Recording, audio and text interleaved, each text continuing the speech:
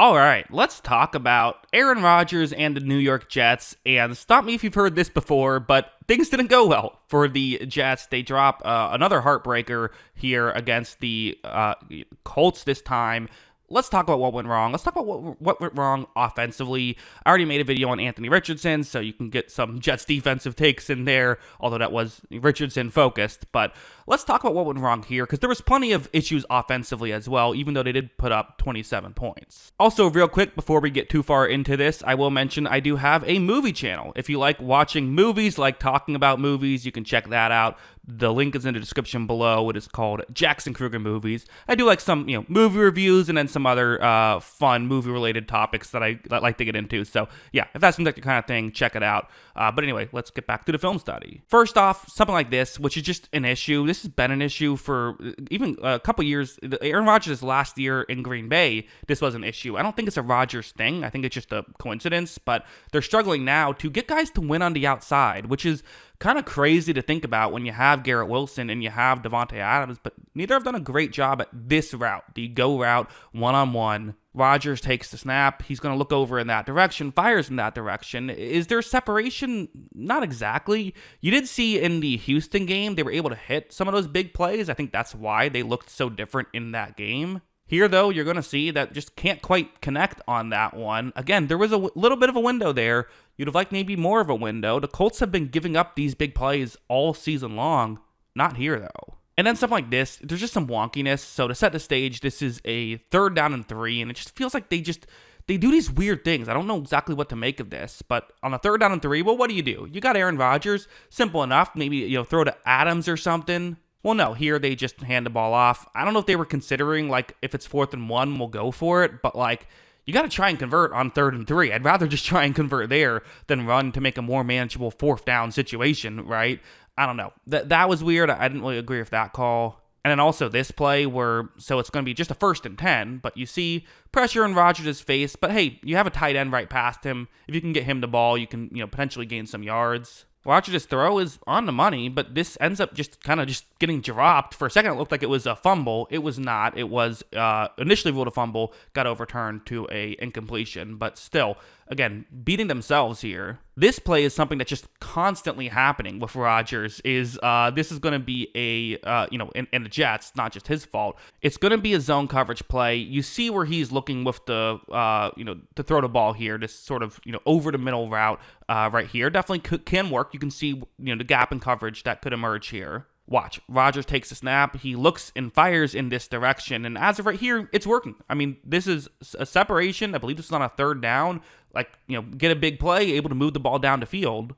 Except the receiver keeps running and the ball is behind him because Rodgers wasn't ready for it and ends up getting nearly intercepted. That was Garrett Wilson who stopped running.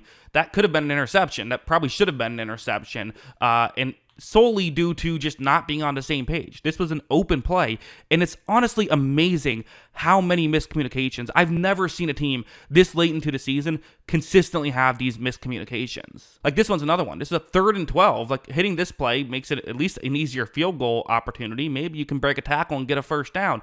Why are you still not on the same page? What is happening here? How are you guys still not making this happen? The only comparison I can think of is actually Nathaniel Hackett's Denver Broncos. They had a lot of miscommunications as well. This is around the time of the year when he got fired, only about a month later. So, I don't know. We didn't get to see him that late into the season, I guess. Didn't get to see him finish the season. But I can't just blame it on him because, the players still have to execute, right? It's everyone involved. It's just a mess. To me, this is the biggest issue, though. Again, we can sit here and talk about all these miscues and making bad plays all we want. The reality is, though, the biggest issue with the Jets offense is they're just not winning enough offensively. I mean, it's kind of similar to that Garrett Wilson deep shot I showed you earlier. This one's a different one. It's a 3rd and 2, and this play is probably why they ran the ball on a 3rd and 3, is because you got Adams' route. You see him, this is something that they should just be able to execute on. A one-on-one matchup, Davante Adams, get you 2 yards. This should be automatic. But when Rodgers takes the snap, he looks over and it doesn't look to be in a great situation. And also, Rodgers is going to move off of this read. And the issue is the offensive line can't block well enough for him to do that. Watch, he gets off the read. He would have had enough time to make a throw to Adams. Probably wouldn't have been complete, though. He did have a player open, a halfback open underneath, but he didn't have time to get to that next read. So first read not getting open, and then not having time to get to his next read. That's been the story of the Jets offense. And I don't want to say every play. Like I said, they did score some points.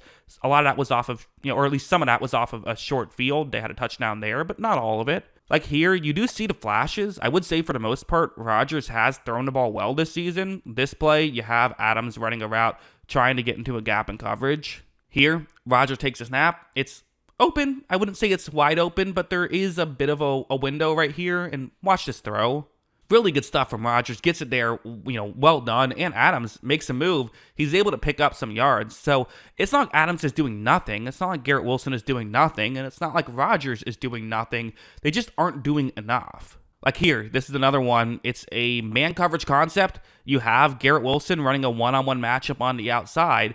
And I think this is part of maybe where some people have criticized the Jets coaching, is it does feel like a lot of it is, hey, receivers just go win. And I understand it because you have Garrett Wilson and you have Devontae Adams, but at a certain point, they're not winning. You might have to adjust. Like here, as you see, Rodgers takes the snap. He fires it towards Wilson, and that gets really, I'm not even close. I mean, that was just, the defender was all over that right there. So, yeah, people have criticized the Jets coaching, not just people, it's in terms of people in the stands. Aaron Rodgers was critical of some of the decisions that were made on the field. You saw it. He never said anything post-game, but on the field, you saw some frustrations. It was these plays, and I guess maybe the better way to say it is he disagreed with a couple of the decisions that were made. He wanted to go for it a couple times that they didn't, which is, again, quarterbacks always want to go for it, right? But still, this is worth talking about, I think. First, this situation. So the Jets have taken the lead against the Colts. They had a touchdown to start the second half off of a running play off a short field. They had a couple nice, a really nice screen pass, a really nice long run down the stretch. So here, we're going to see another good play. Watch as Aaron Rodgers on this one runs the play action, and this time this works, flips it to the tight end. Again, it's not like they're doing nothing, so let me pause it right here. Good play by the Jets. They have, already have a 1-point lead, and now the touchdown gives them a clean 7-point lead with an option to either kick the extra point to make it an 8-point lead, or to go for 2 to make it a 9-point lead with 13 minutes left. The way you view it essentially is that if the Colts score another touchdown, would you rather have your offense have a 2-point try to make it a 2-score game, or trust your defense to keep it a 2-score game if it was an 8-point lead? What do you trust more on a 2-point attempt?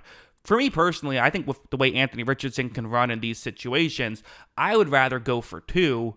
You see this angle when the Jets were celebrating. You look up Aaron Rodgers. He comes in late. He then goes and he, pausing it right here, he's going to the sideline holding up 2 fingers. He's saying, let's go for 2.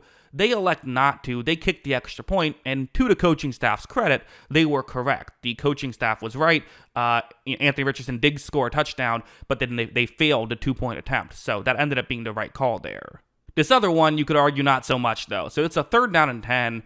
And first, a bit of a, I would say a conservative decision here. Watch as the Jets on this 3rd down and 10 just run a screen pass, and it does okay. It gets them 8 yards, but I'll pause it right here again. So now 4th down and 2. They can burn 40 seconds, or the Colts have to take a timeout. The Colts elected to take the 40 seconds off the clock, so you're going to have about 2:40. Do you decide to go for it on 4th down, try and keep burning clock because you're up 2? It's not a big lead. If you kick a field goal, it makes it better. You need to at least prevent the Colts from scoring a touchdown. Cutting over here, so the Jets first tried to draw the Colts offside. You see that there's the timeout now on the screen. They elect to take the timeout, and Aaron Rodgers, again, clearly does not want to walk off the field. You see him, he's arguing. He's saying, let's go for it. Let's try and win the game. It makes some sense. I get it.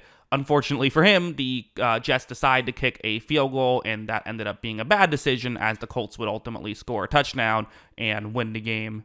Again, I understand the logic, both sides. I kind of agree with Rodgers both times, though, if I'm being honest about, I kind of like going for it both of those times. But, I understand why the Jets didn't. Ultimately, the defense does have to come up with a stop more than anything. But, yeah, vibe's not great here with the Jets. Yet another just disastrous performance by them. Even when their offense scores some, they probably should have scored a lot more. At least that's how I see it. What do you think? Let me know in the comments below. Always love hearing from you. And of course, as always, thanks for watching.